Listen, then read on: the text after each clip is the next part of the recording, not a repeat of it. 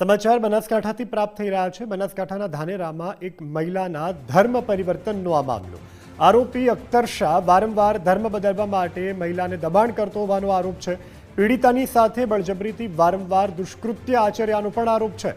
પીડિતાને મારી નાખવાની પણ ધમકી આપી। આરોપી અખ્તર શાહની પોલીસે હાલમાં ધરપકડ કરી લીધી છે। આ સમગ્ર મામલે પોલીસ પણ સઘન તપાસ કરી રહી છે।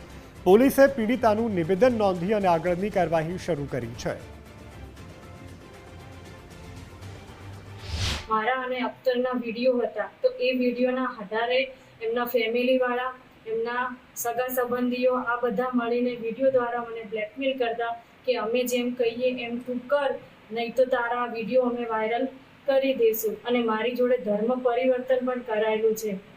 ધર્મ પરિવર્તન કરાયા પછી આ લોકોએ મને એવી ધમકી આપી કે તારી બંને છોકરીઓને તું લાવી દે યા તો પછી અમે એને ઉપાડી લઈશું અને એની તારી બંને છોકરીઓને લઈ અને અમે એને મુસલમાન બનાવીએ અને અમે મારા મુસ્લિમ ધર્મ છોકરીઓને અપનાવી દઈએ। ત્યાર પછી આ લોકો વારંવાર મારી જોડે દુષ્કર્મ કરતા, વારંવાર મને ધમકીઓ આપતા, વારંવાર એના પૂરા પરિવાર મળી અને મને મારપીટ કરતા। ભોગ બનનાર જેઓને તેના ઘરની અંદર આરોપી અખ્તર શાહ અને તેના પરિવારના 4 આરોપી સભ્યોએ વારંવાર ધર્મ પરિવર્તન કરવા માટે દબાણ કરતા હતા અને આરોપી અખ્તર શાહ નાઓએ ભોગ બનનારની મરજી વિરુદ્ધ વારંવાર શારીરિક સંબંધો બાંધેલા હતા અને આ બાબતે જો કોઈને ભોગ બનનાર જણાવશે તો તેને જાનથી મારી નાખવાની ધમકી આપેલી હતી।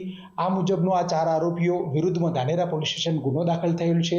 જે ગુનાના કામે આરોપી અખ્તર શાહની ધરપકડ કરવામાં આવેલી છે।